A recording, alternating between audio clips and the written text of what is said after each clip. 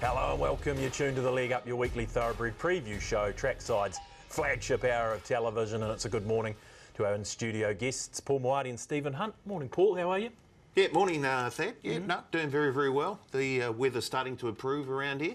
Hopefully, we're in for a wee bit more of it. We should get a decent track there at Trentham tomorrow, you'd think. I would say so. Well, hoping so.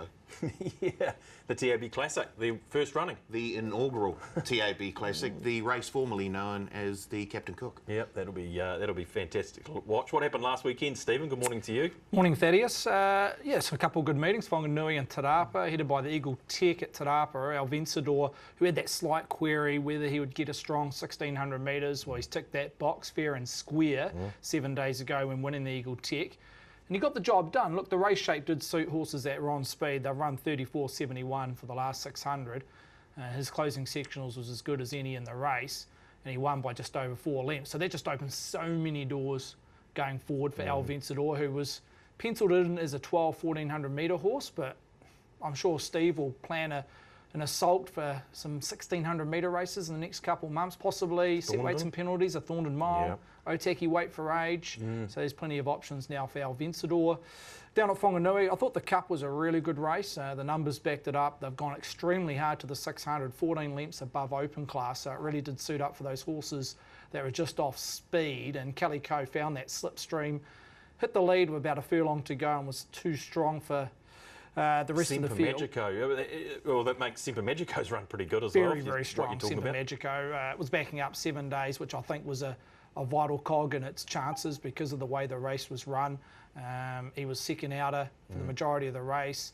It was on the minimum, but look, he had the audacity to hit the lead still at roughly around the last 150, 200 metres. So, look, it'll be a taxing run for Semper Magico, so don't be surprised if we don't see him in about 2 or 3 weeks' time, but he's going great guns. And as we mentioned last week, he's one of the horses that have been probably the most not up and coming, but most improved in the last 6 months. No, 100%. Let's head north to our Hamilton studio. Say good morning to our great friend Brendan Popplewell. Morning, BP. How are you? Pretty good, thanks, team. Yep, good weekend of racing, wasn't it, with what we saw. Really enjoyed that day out of Te Rapa, and as you've identified a couple of those winning performances. Marakatu, another horse as well, who's been able to put himself in lights towards the Karaka Million. Gee, speaking about that Karaka Million, of course, it sounds like that Ellerslie is getting all those ticks in a row there, and how exciting is it to say that we're going to be there for Karaka Million night, and just on those tickets as well, they are flooding out the gate. Around 85%, I think, of the Cuvée lounge is already sold. So if you're looking for the hottest ticket in town, it'll be on the 27th of January, that being Karaka Million night. You're apparently going like hotcakes, the tickets at Ellerslie, and great to see Ellerslie back. Paul, you'll be looking forward. No doubt you'll be there, Karaka Million night. You don't miss a race meeting like that. Well, there's 15% of tickets left, so surely I can nab one of them. Yeah, check the finances. You won't be paying for it, though, I wouldn't have thought. That's unlike you. I'll pay for everything, mate. Very good. Righto, let's have a little look at a segment we call How Bizarre, where we take a look at some of the things you might have missed over the last week or so.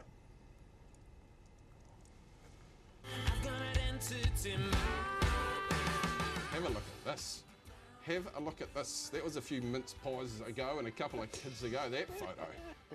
Where did you find that one from? And I thought the ladies would have been falling out of trees. $300?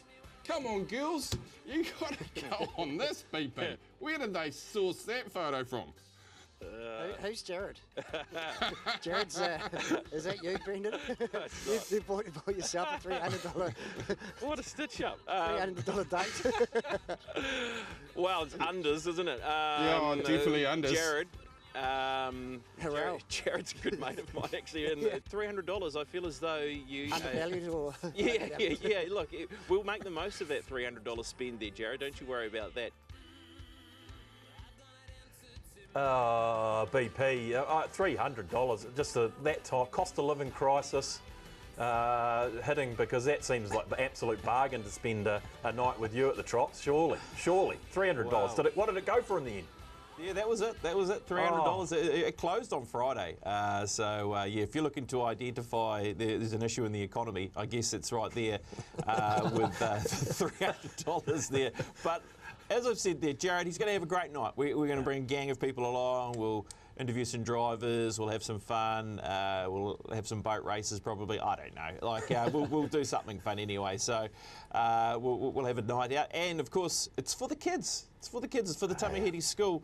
And I can tell you that the school did put out a newsletter yesterday to everybody out there, and they were very happy that they have got some coverage on Trackside TV. That was identified by the principal in the school newsletter throughout the week. So yeah, they've done well, the Tamahiti Golf Day once again, and just happy to put something out there for the team.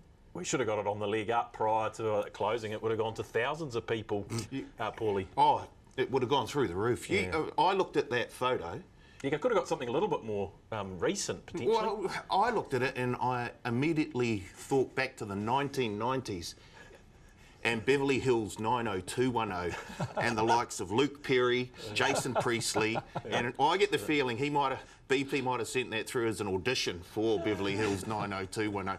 I mean, they had just about everyone on that show apart from a Maori boy from Hamilton, from Hawke's Bay. So. Well, they're not a Brandon out of place. Sorry, what's that? They had a Brandon on that show, so they did.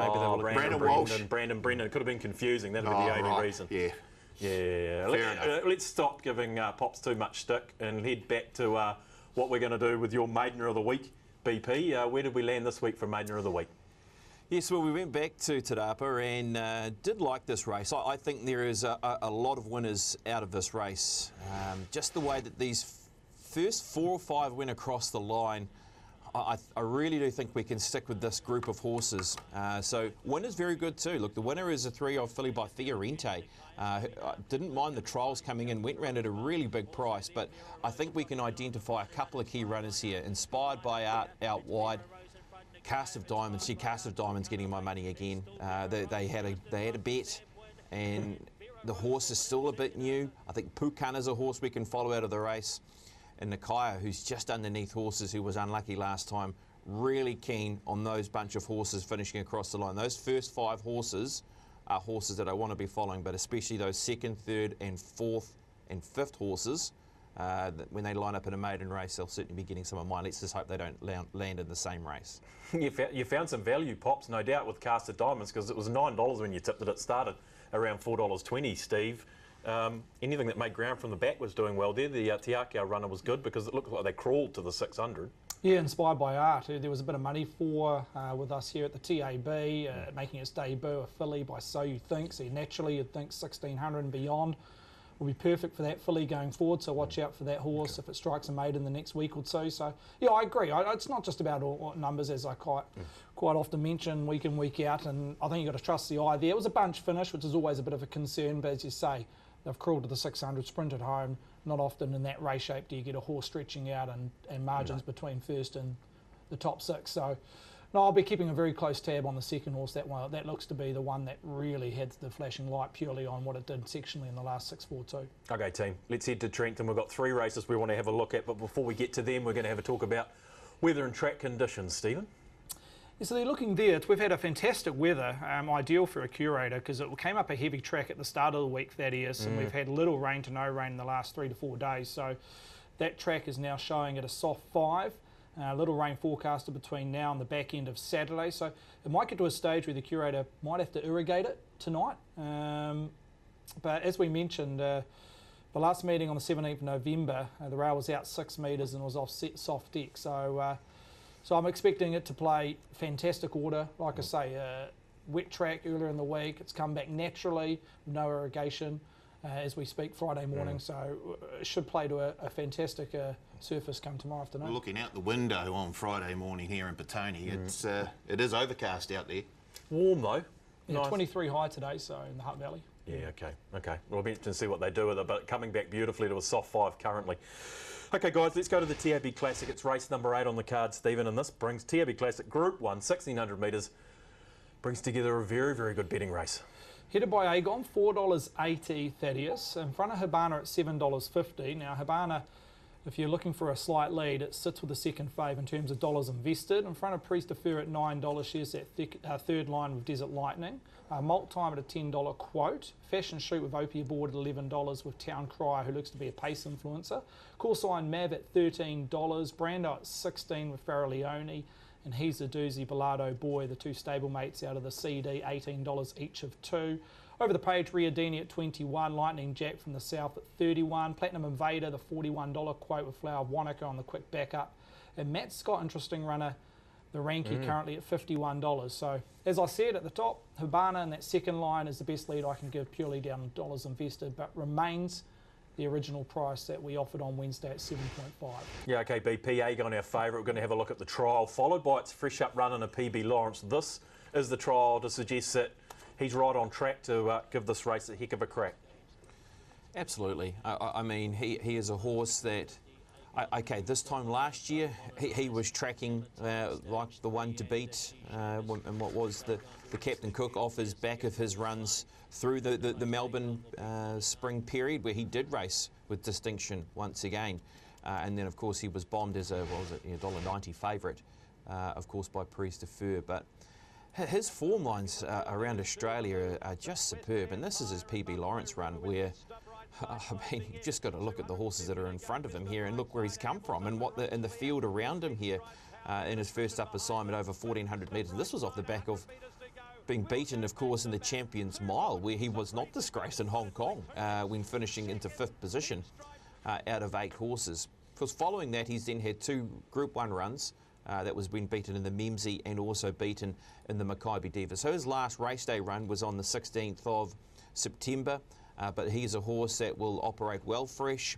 And I do like what I've seen from him at his trial and also his exhibition gallop, where Michael McNabb rode the horse last Saturday in between races at Te Rapa. Look, barrier draw, yes, it is the big concern.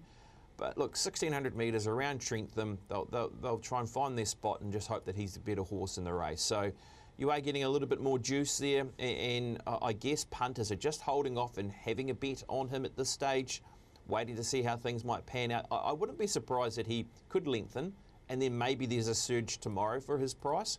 There might be that sort of Aussie interest around him because he has got some good form around Melbourne. So he's my top selection in the race, purely going on what we've seen from him in the last couple of seasons out of Melbourne. Yeah, class horse, Paul, and I mean that run in the PB Lawrence shows that he can go first up and perform to a very high level.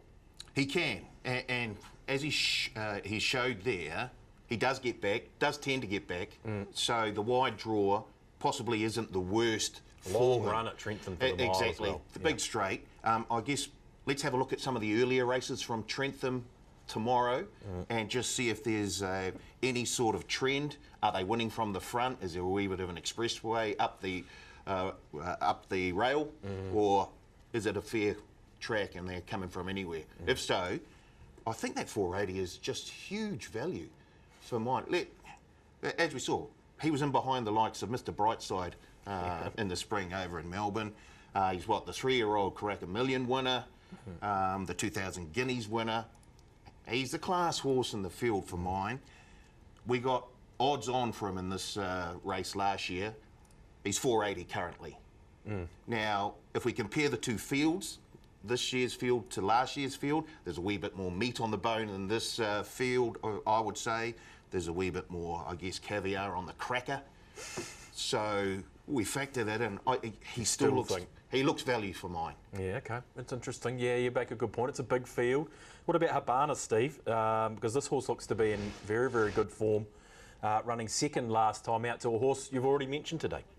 Yeah, first time at Group 1 weight for age. He's performed at weight for age at lower grades, but at the Group 1, the elite, this will be his debut. This was last start performance. The race shape did suit for the horse where it came from in the last third. You see there, they went out extremely hard to the 600. They've come home 35 and change for the last 600. Class rating, no massive knock. I suppose the way up is open handicap to Group 1 weight for age for this individual. I think that's what a lot of people will be asking themselves. Where does he sit in terms of a chance, a probability? He's 10 rating points, around about 10 rating points inferior to the likes of Corsign, Mav and Aegon, but Look, those two horses I do mention haven't won for over a year, both those individuals, who are the two horses that are clearly rated the highest and have the only two runners to be rated 100 and above. So, look, they do have the odd issue with them going into this race in terms of form lines. Look, earlier in the week, I was with Agon, but that draw does concern me with Agon. I had no dramas with him presenting first up. He was 111 days off the scene first up in the PB Lawrence, which we saw there. I think from memory he won the Karaka Classic as a 3-year-old. His last start prior to that was in 2,000 guineas, so he had roughly around about 8 or 9, 10 weeks between runs that occasion. So the freshness doesn't worry me around Agon, and knowing that Andrew Forsman would have just polished him and worked back from this race a long time ago. But the draw is the concern, and that's why I'm leaning slightly towards Habana now.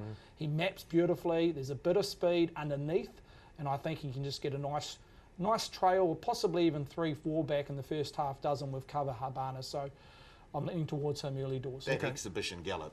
I know it's just an exhibition gallop. He looked like he was bursting out of his skin to get to the races. Yeah, those colours are Did fine I say as I well. was very keen on Agon? Yeah, hey, you did mention it. Well, what about Desert Lightning then, Paul? Are you keen on Desert Lightning? Because it resumed with a good win, and this third at Tauranga on a wet track suggests he's probably ready to make the step to weight for age, even though he's only 4. Yeah, he probably did. Obviously, the heavy track probably didn't suit Desert Lightning here, but he gave it everything he had, and he'll be a lot fitter for that as well. Look, he's drawn the car park, so look, I don't think it's a huge negative though, as is the case with Agon. That horse again. Yes, well, look, I think these are the two that just might be sort of getting back and then helping each other into the race as they turn into that long Trentham straight. Once again, just see how the track's playing earlier on in the day, and if they are coming from the back, then you can certainly put Agon and Desert Lightning right in there. If not, then maybe you're looking at someone like a Town Cry if they're winning from the front. So we're talking about these horses, Desert Lightning, who I think will show a little bit of intent and try and be midfield. Vinny will try and be in that neutral position with a little bit of cover, hopefully, that individual, but just rule the line out in terms of its last start, go on its 3-old form and its first up run, this assignment. But we're talking about these horses, the Agons, the like, getting back into the last third. Well, where does the tempo come from? Because I see Town Crier, Courseline Mav, being the only two that will want to show decent intent for the first half of the race. Outside that, they all want to find a spot around that midfield, just forward of midfield. So I wouldn't be surprised if they went below even fractions to the 600. It's going to make it difficult for those horses getting back, even if the track's playing even. So, look, Flower of Wanaka, I think on the back of what it showed last Saturday, they showed intent and led. Out of the Stipes report, they want to take a little bit of a sit and cover. So I would suggest that horse might go back from a wideish gate. Riadini's the interesting one on the map, BP. Where do you see Riadini? Because at his best, we know he's as good as many in this race. He'd be in the top 2 or 3 in terms of a conversation. But in his runs back in New Zealand, they've been a little bit questionable. Yeah, things haven't quite worked out, track conditions, etc. But he is one horse that potentially might go forward, as he has shown in previous campaigns. Well, he's got great Sydney form. I mean, we speak about the Australian form and the Melbourne form around Agon. Well, this horse, you know, at his best, and yes, it is past form, and again, a little bit similar to Agon. Agon's form is a little bit more recent because of what we've seen this season out of Australia, but the Riadini's past form, you know, when he was at his best, was outstanding around Sydney in those elite Group 1 races. Yeah, look, the right jockeys aboard to say that they can push forward, with Riadini aboard, with Sam Spratt doing the riding, and we know how well she's been riding over the last few weeks. She's been in outstanding form. So, look, you have to say that Riadini is a chance just purely on those facts alone. I think Courseline Mav is that interesting horse in the race here, guys, in terms of map and again on past form, because his last run was atrocious, and look, he was well backed. I was pretty keen on him last when he did line up, but there have been potentially those reasons of why he was so bad with the tests that they've done, some blood tests and what have you, and maybe it could have been the overnight travel around him and a little bit of dehydration. So I'm slightly happy to try and give him another chance, because his runs in the Spring Carnival would say that he's still good enough to be able to compete at this Group 1 level, and he's got a low draw, and does he find that spot where he needs to be in or near speed and gets it at the right sort of tempo? If so, look, at $10, he could still run a race. I don't want to leave him out of a quaddie on a longer ticket and trifectas and first falls and all those sorts of bet types. Look, Yeah, another okay. video I think we need to look at is around Farrellione, an up-and-comer, and also Malt Time. Now, Malt Time is also in the conversation, I think, because of her Group 1 performance through the springtime behind Mustang Valley. Yes, it was on a heavy track, but you've only got to look at her performance leading up towards that run where she was super, of course, in the Tarzino and behind Skew If. Look, this run was huge from Malt Time. Now, the barrier draw actually could be a bit of an issue. Now, she is a horse that doesn't get away that great. She had a low draw here on this occasion, and she was buried, and she got across heels, and she boomed home. So, gee, if she could just make the most of her draw and sit 3 pegs, she could be that one that they'll be all looking for late. If she could get a trailing spot, amazing. But if just first of all, being in that right half of the field, getting a really cushy trip, sort of found Malt Time as that real smoky in the race. Top 3, top 4, must for trifectas, and those that are looking for a longer end of the quaddie. So, yeah, intriguing race. It really is if you're away from those top 2 in the market. Yeah, look, we mentioned about half a dozen, and we probably might not have mentioned the winner, Paul, but give us some final thoughts here. Sounds like you're with the favourite, but is there any horse that we haven't mentioned here that we need to? I am. I'm on Aegon. Yeah. I'm happy to take the price right now. Just on Farrellione and Malt Time, I thought that was a brilliant ride by Riddell at Pukekohe on Farrellione. Just got beaten by a better one on the day and Campionessa. Yep. Malt Time, I thought, hit a wee bit of a flat spot with about 150, 100 metres to go. No knock on her though. Remember, she was just in behind, who was it, Mustang Valley in the Arrowfield not too long ago. So she's right up there with them. Yeah, Aegon on top, but I do like Malt Time. And I think if Steve's right, and there's not a hell of a lot of explosive speed at the start, then she may find herself very, very handy, a lot handier than she has been in recent starts, which will put her right in. Okay. You'd like to barn us, Steve? I do like Habana. I think the 750 will be a firmer come race day. Fashion Shoot is one horse we haven't mentioned. Opie Boston would have had the choice, I'm gathering, of 2 or 3 leading chances in this race. He's elected to go to Fashion Shoot. Naturally, I thought Fashion Shoot post the Breeders over Cup Week when winning at Riccarton on the middle day would have been aimed at possibly a Telegraph and may still do that. But they're proving, or they're looking to go 1,600 metres for this horse, which she's unproven. She's had a couple of runs at the mile and hasn't been successful as yet to date, but you look at the pedigree being by Zavabeel. She's out of an O'Reilly mare who was good enough to win a Lowland over 2-1 and also a Desert Gold over 1,600 metres. So the pedigree's there to be 1,600. She is the wary horse I've got. I reckon she's a nice 1x2, 1x3 play Fashion Shoot. So Habana on top with Fashion Shoot as my saver. Okay, BP, final thoughts here in this year's Group 1 TAB Classic, please. Yeah, I'm keen to stick with Aegon with what we've seen through trial and that exhibition gallop and sort of hope that he can overcome that barrier draw. 2 horses I'm also going to play on a saver ticket is going to be Malt Time with the good draw and Call Sign Mav. I'll just keep a little bit of faith there with the price that he's currently sitting with the Group 1 form we've seen from him to maybe hope that he can turn his form around and find that best form again. Hey, I got a lot of faith in you. I'll stick with you, kid, that's the bottom line. The great LAO award for this week goes to who, BP? We are going to go to Sam Weatherly. Boy, this was a ride, wasn't it? Freeze frame over the 1,100 metres.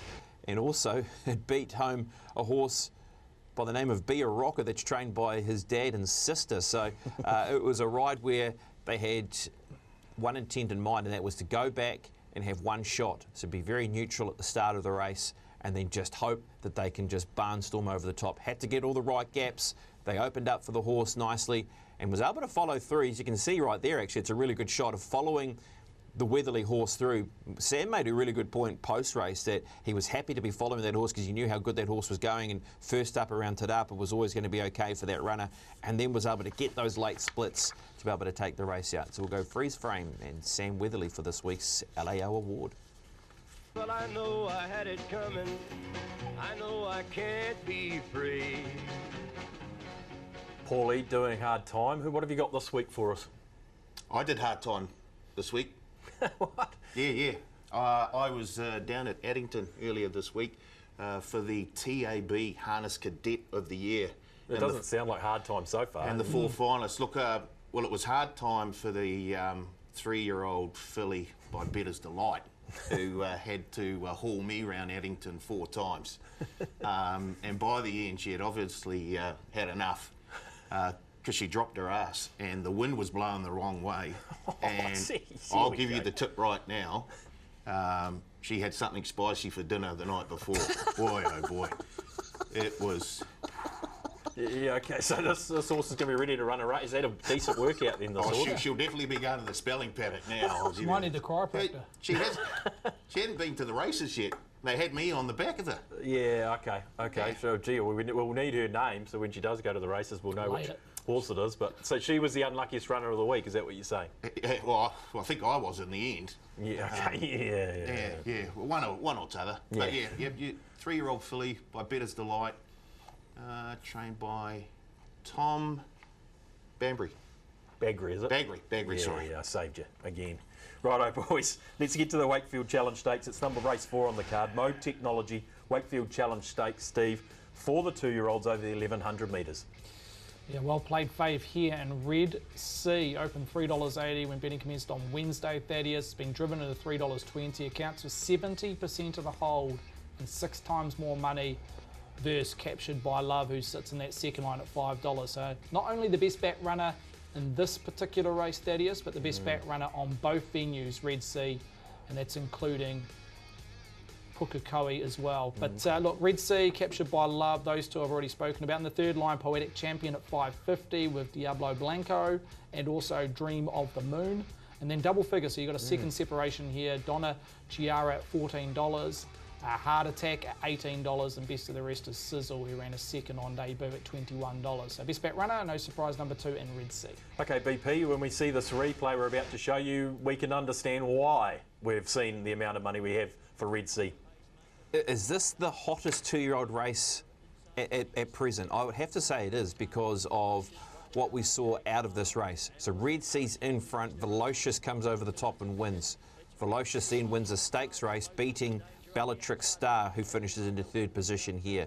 Marakatu's making ground from out wide from a tricky barrier draw, got the job done last weekend.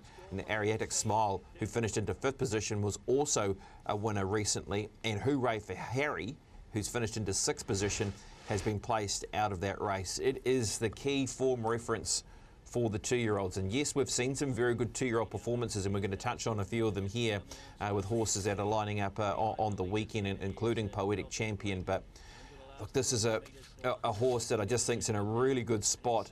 And if you get judging off the trial, it was nice and quiet, sat back, was able to roll into it beautifully in the concluding stages.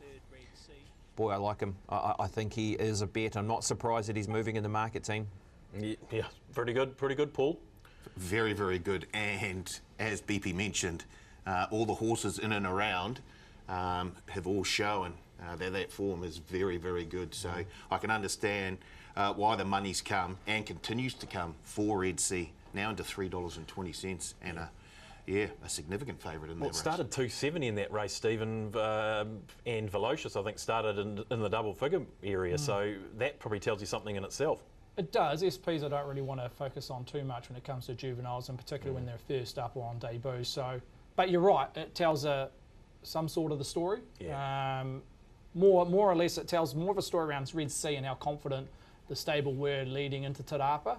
But Velocious, the $18, well, we've seen that's almost irrelevant. But you're right. There was confidence going at Te Rapa. It was well backed with us here at the TAB, and punters are reinvesting on the back of what that form has subsequently upheld in the next week or two. Yeah, okay. What about the Captured by Love at Te Hira Nikau? Also, Captured by Love and Sizzle, both in this race, running 1st and 2nd, Paulie. Yep. Was this a 3-horse field, though? Yeah, very small field with a few scratchings. And look, she, Captured by Love, dipped at the start, which we didn't see in the replay here, but then picked herself up, and it was a fairly comfortable win in the end. I thought the effort by Sizzle, who ran into 2nd place, warrants a mention. She'll be fitter for that run, and I think it's a genuine top 4 chance at around the $3.30 mark at the moment, Sizzle. So, yeah, a wee bit to take out of there. But it was a comfortable win captured by Love. What about the two Southerners? And I say Southerners, well, not really Southerners. One certainly a Southerner, the other Walker Burgesson runner BP. They've been battling it out down there, these two, Dream of the Moon and Diablo Blanco. Yeah, look, Dream of the Moon, first of all, I was really encouraged with what I saw on Cup Day from this performance of Dream of the Moon. We'd been sort of waiting for this, I guess, because the horse was very well found in those first two starts. And she was able to get the job done and get the job done nicely. I think the second horse is a horse that is just slowly getting there.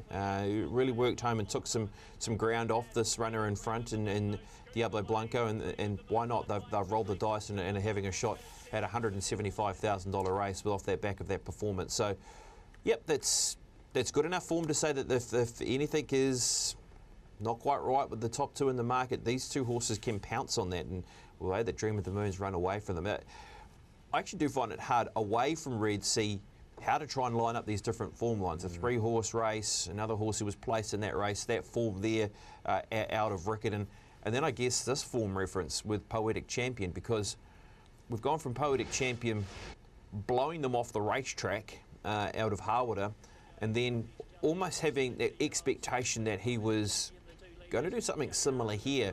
Instead, he's been finished into third position. He's been out-finished by a couple of runners, and one of them being now the new Karaka Million favourite in Velocious, and even the horse who was three wide during the running of that race has been able to finish into second position. I guess it's just a case of where does he sit? Does he strip fitter? There was a decent gap between runs there for him. He had a trial in between that Poetic Champion, and now we see his next run a little bit closer to his most previous. So I don't want to drop him. I definitely don't want to drop him. I think he's, with what we saw out of Harwater, he looks like a very talented horse. So I think he's the biggest danger to Red Sea, and then there's a bunch of horses that I'm just trying to work out in behind for that third and fourth, and look, could something come out of the pack with what we've got out of those other sort of 9 or 10 runners in behind? Steve, what about Poetic Champion? Because, I mean, it was dominant at Harwater and then sort of came out and it wasn't disappointing, but, you know, well beaten, I guess. You wouldn't drop it off the first run, though? I don't think so. I think back left-handed, 2-year-olds this time this season can handle one way or the other, just because they're still learning the game. They've taken the blinkers off, so they're just removing all the gears, getting back to what it did first up when it made its debut. No hesitation if they go back to plan A from jump, run, lead, find the paint at Trentham and just run. And could be the one horse that they may have to catch halfway down the straight as Poetic Champion. So look, it brings comparable form lines to what Red Sea has, because we know it's got a placing in behind Velocious, just at a different venue. Red Sea's an interesting runner because they led at Te Rapa. The money was on. I think they led trying to get the Bickies first up. But I think they're looking more to the future. And you look at that recent trial at Taupo BP, they took a sit, albeit in a small field, and it finished over the top of them. I just feel from that sticky gate they might be a bit neutral, which is no dramas down the chute over 1,100 metres at Trentham. It can be 3-4 wide, it can face the breeze. They only have to go through that dog leg coming into the home straight. And he could present himself maybe 2 or 3 lengths off them at the top of the straight and come down the centre part and make his run there. So don't be alarmed if you just see a change of tack to what you saw Red Sea at Te Rapa on debut. But on his price, look, if you're really keen on him like BP and a few others out there, I would snap up the 320. I've got him starting closer to $2.50 than the $3.20 mark currently on offer. Pops? Yeah, I think the barrier draw is no issue because, and like Steve said through the trial, they'll just sort of just make sure that he settles beautifully underneath and can be 3-4 wide. If he gets a little bit of cover, it's just around that dog leg, and then hope that he can release down the centre part of the track. So I think it does set up well enough, and having that little educational run just in behind them coming home it could just set it up beautifully for him. So. Okay, I might just pass it back to you guys so we can have something on. If Stevie's saying it's going to change before our eyes, it's $3.20, so might need to get some multis rolling, Paulie. Yeah. Final thoughts here, Paul, at a Wakefield. Are you with BP and Red Sea? Yeah, I'm not as confident, but yes. No. Yeah, Red Sea on top. Yep. Look, I don't mind the look of Diablo Blanco. I thought that run for second at Riccarton, where it just had to come off heel or just delay the run in the straight. And the fact that Tina's been on Diablo Blanco a number of times, she'll have a good handle. And I like that with 2-year-olds. I like it when they've got a jockey that actually has a wee bit of history with the horse. So Diablo Blanco and maybe Sizzle for a top 4. Okay, very good. Righto, race number 3 on the cards, gentlemen, is the Open 1100. The Des Coppins at extra.co.nz new tip service premiere. I had to get that in for Des. I know he's a big fan of the show. Steve, run us through this market. A real betting duel between Express Yourself and Seamus. They basically match dollar for dollar, 250, 270, so it's only a couple of turns between them, the 4 and the 2, the 2 and the 4. And there's little money to be spoken around Lincoln's Cruise at $5.50, Bold Bell at $8, Bell Clear back and trip at $10, a Group 1 winner of last season. And Is That So, who raced a really good, well, put in a really good performance in this race last year at a $13 price. So, yeah, the leaders 4 and 2, 2 and 4, with punters struggling to separate. Yeah, okay. The 2 horses dominating this market, BP, but it's Express Yourself that is the favourite and has been in tremendous form, to be fair. Absolutely, and just gets that opportunity. What was it, 6.5 kilos on Seamus, and that could be the telling factor, couldn't it, in the end? I mean, this was a huge effort, I thought, from the horse last time to the races, tested in stakes company and only just going under behind Sergio out of the Live-In Classic. Closely run thing, is on a back up again from that, but the horse has been just in an outstanding form so far this spring campaign, to say why can't she make the most of that weight difference between her and also Seamus. And this is the horse winning around Trentham. The horse has got form at the venue. This was 2 starts ago when winning, and not just winning but then breaking their hearts and winning by a margin of 4.5 lengths and beating home a race rival, and that being Bold Bell. I want to quickly jump, it seems we're talking about this, I want to jump to the second obvious horse we need to talk in the race, and that's Seamus.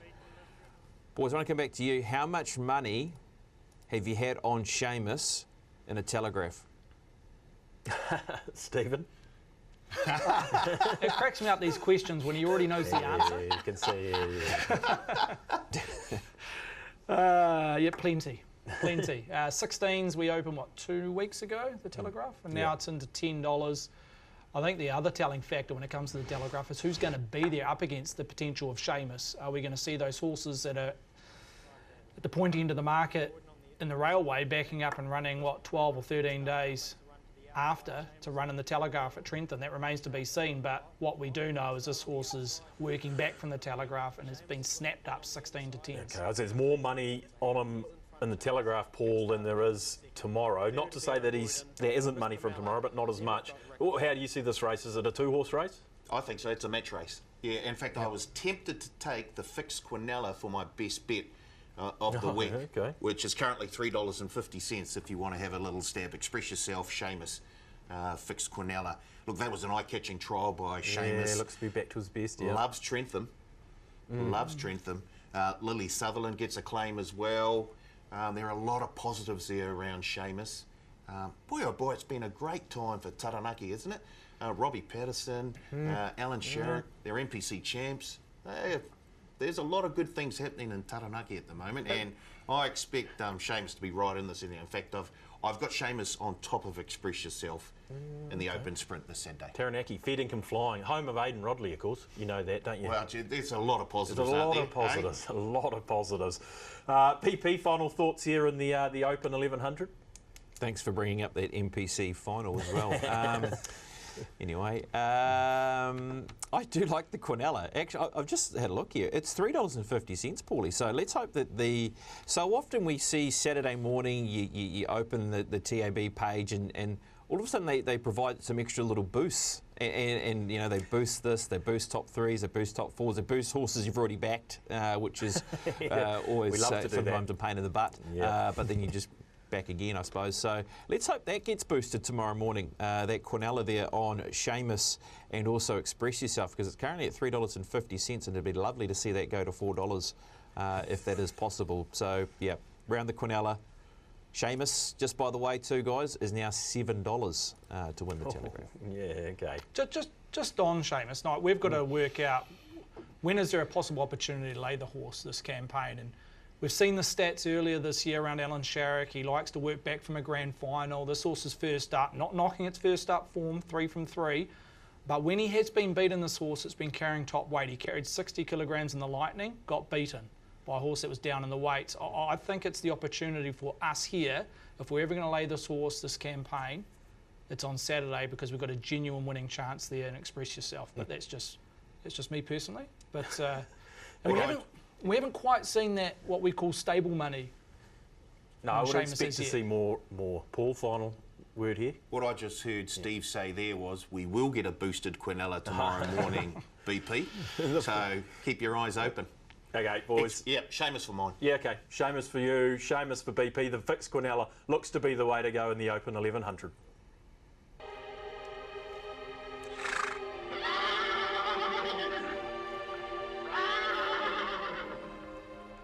Overs gods, were they smiling over the last 7 days? I'll tell you what, they were smiling down in the deep south in Cromwell. Oh boy, last Friday. Speaking of Aidan Rodley, he found Lady Sway for his followers. 14 into $5 first. Golden Harvest of the Pittman team, 14 into $4.20 first. Oh my. Amazon Goddess in the last race to finish us off, 19 into $3.80. I've had to pull our South Island prices aside during the last 7 days. Give them a good dressing down. Wanganui, 7 A's, 12s into $5.50. It didn't stop there. First, Glamour Tycoon, $6.50 into $3.60 first. There's plenty of firsts here. Kelly Coe in the Cup, they didn't miss, 12 into 7. Hannikin was 5 into $2.50. Unfortunately, fourth in that race. And just looking up at to Rapa, my Maybelline Girl nearly led them all the way into $4.80 second. Cast of Diamonds, BP found it. He's going to stick with it. Only finished fourth, but well back. Freeze Frame, Sam Weatherly, the LA O'Sullivan winner, was well back. That was a winner. Testify Me, Tunganika, Grail Seeker and RJ's Flight all failed to salute, sadly, but were very, very well back. Mark those runners down. Tough week for you boys. Yeah, I did. Boy. They found a few down there at Cromwell, I'd have to say that. Okay, boys, we want to head up to Pukekohe. Bone Crusher Stakes, race number 6 on the card, I believe, Steve. But before we get to that, we want to talk about track conditions and weather. Yeah, weather looks okay. They've had another fine week up north. Currently a soft 6, rail out 6 metres. Again, I expect that to upgrade and hit that good range at some stage tomorrow afternoon. Okay, race number 6 is the Bone Crusher Stakes. Group 3, over the mile for the 3-year-olds. This market, small but select. Yeah, and there's a bit of news in the last hour or two. Takeshi, who was in that second line, has been withdrawn, scratching. Slight setback, nothing major, but puts it definitely out of this race, and maybe it's immediate campaign, Living Classic, etc. So, look, a few horses have firmed in on the back of that key scratching, and Takeshi out of the Marsh Barn. Lupo Solitario heads the market at $1.70, opened $2.40 prior to the scratching, was well played prior to the scratching this morning around the second fave, but it's clearly into the red now at $1.70 and accounts for 40% of the whole when it comes to the Bone Crusher. Orchestral, the filly at $4.20, Cannon Hill at $6, Sabina at a $9 price, Livid Sky drawn the ace at 11, and the Ranky Tonya's Dragon was an impressive maiden winner last start at 15. So overall summary, they're very keen on the son of Satono Aladdin and Lupo Solitario at $1.70. Doesn't surprise me, BP, when we get to have a little look at the Sarton replay that they're taking the odds on here. Well, it's all there for you, isn't it? The form of out of this race. Crescetti was able to go on and win the 2,000 guineas. He's run second, but even the horse who runs into third position here is To Catch a Thief. And we all know what happened there, because he loves running third, To Catch a Thief. He ran third in the Group 1 2,000 guineas. Look, he is a horse that has had a break. Of course, they made their intentions clear that they weren't going to go to the 2,000 guineas and really try and set him up and build towards getting him to Ellerslie for a shot at the 3-year-old Karaka Million, and just getting him to that position where he's ready to go. And I've seen this horse a couple of times now. His piece of work, his exhibition gallop, I think it was Counties Cup Day, was absolutely superb. $2.50 was on offer when the books opened on Wednesday, and I thought that was an incredible price, and it actually didn't move for almost a day. And then, of course, we've seen scratchings, and now he's $1.70 in the marketplace. I think he is a horse that, look, just bubbling underneath Crescetti.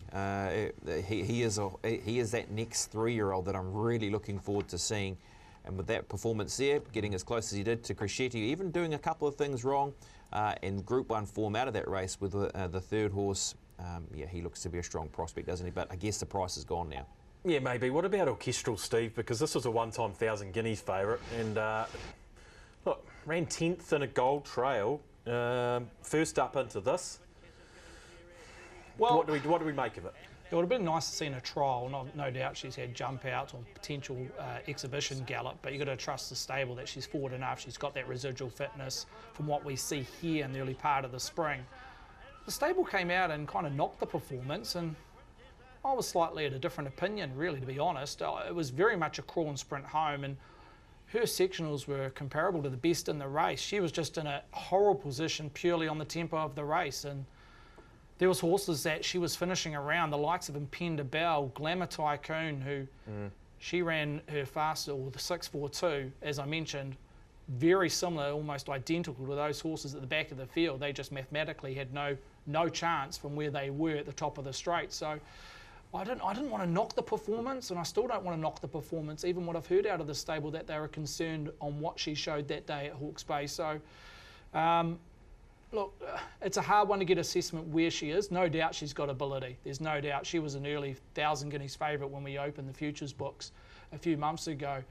What she's shown as a juvenile, her 2-year-old form line is fantastic.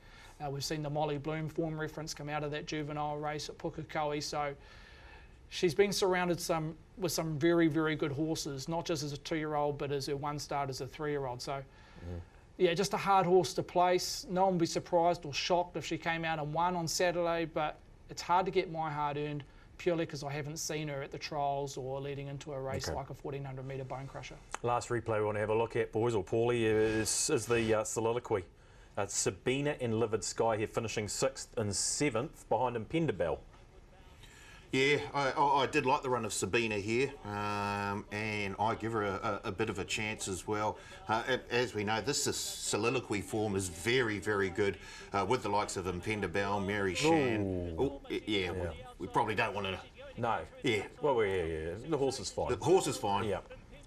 But yes, Mary, Molly Bloom. Molly Bloom in there as well. So.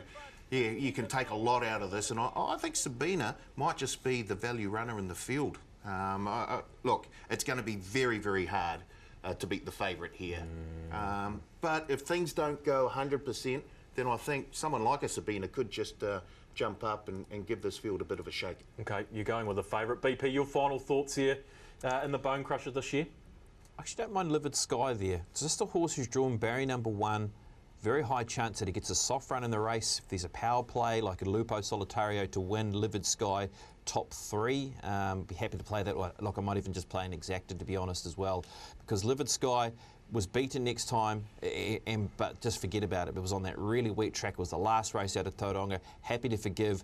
That form is the A-grade 3-year-old filly form, so maybe that can be a chance. Lupo Solitario, if you're on the 250, well done. I do like it in tomorrow's race, and also maybe looking to play around Livid Sky and power plays and exactas. Trying to do better, can't get no worse. What I done wrong, I done right. It's my darkness in the sunshine. It's confessional time. I love it how BP gives the bookies a bit of a helping hand in terms of what he wants to see in the power plays and the like, boosted odds. Very clever, BP, very clever. What about your confession for this week? What do you need to tell our viewers? It's all about turnover, isn't it? Punters want to have something to bet on something, and that's what we're all about, and you'll be getting some of mine if that's the case. Right, a couple of weeks ago, we spoke about Mr. Fahrenheit. Of course, I had him in a quaddie, took the field, and I made a confession that I took the field and got practically $100 shot up. Had a little few bets on Sunday at Cromwell. First leg, 14 runners. I was like, okay, I just need to chop this down a little bit. So I've taken 4 horses. I've taken the 4 outsiders out, gone a little bit wider later on. Megan the Maniac wins the first leg. It was one of the 4 horses I've taken out. It's paid 50 plus. Next leg, $10 shot, had it. Next leg, 20 at 1. I had that. Last leg, had it as well. It paid $59,000 that quaddie. And if I just decided to go with my Mr. Fahrenheit idea and just run with the field in the first leg, would have been happy days. So that's my confession. Just do it. If you feel as though you need to take the field, just spend that extra money and do it. the punt can continue to make a mug out of all of us. Paulie, your confession for the week? As I mentioned earlier, I was down at Addington earlier this week for the TAB You're not Harness bringing this Cadet back of the up, are you? Year. Well, I just wanted to say that I have a newfound appreciation for the harness drivers. I got taken around by 4 of them on the day, and look, I was nervous with no horses around us, just going around at a fairly easy pace. I have no idea what it would be like to be going... With them breathing down the back of your neck. Exactly, going full tilt as I came around the turn. So, no, it was a great day. And I appreciate the way they looked after me too. I thought they might have given me a horse that had actually had a race day start. But You've got to start somewhere. You can't put you on, self-assured off the first go. Stephen, your confession for the last week?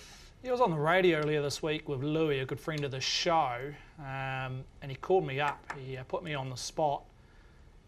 I got confused with a horse that won on Saturday, the name of Justice Sharp. I mentioned it was a filly, and I swear I read an article moments before that it declared this horse was a filly and got me a little bit confused. And we're going over the Eagle Memorial, which it won with Bailey aboard, and very impressive. And we're talking about its chances going forward, and the article suggested that it was aiming for a derby, potentially out of the Rogerson stable. But I mentioned it was a filly, and it might go to an 8 carat. Obviously, I look like a little bit of a dummy, and Louis called me up on it. But the end of the story, the point I was trying to make is that this horse will not get the derby. It's by Swiss Ace out of a more than ready mare who won between 1,000 and 1,200 metres. The second dam, it's all sprinting lines. I think you've got to go back to the third dam, which happens to be Masqué, who won a couple of Oaks. But on pedigree, 2-4, no thank you. Justice Sharp. you want to get those pronouns right, big guy. Here we go.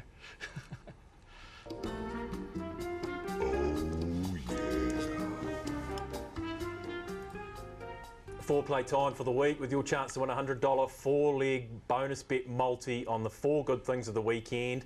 And look, if we don't manage to get the foreplay, and we didn't last week, you will win a copy of Aidan Rodley's Racing Annual, the 50th Racing Annual. So do get onto the TAB Facebook page, interact with today's question, and you could be in a chance to win this $100 multi and the Racing Annual. BP, what's your good thing of the weekend for the foreplay?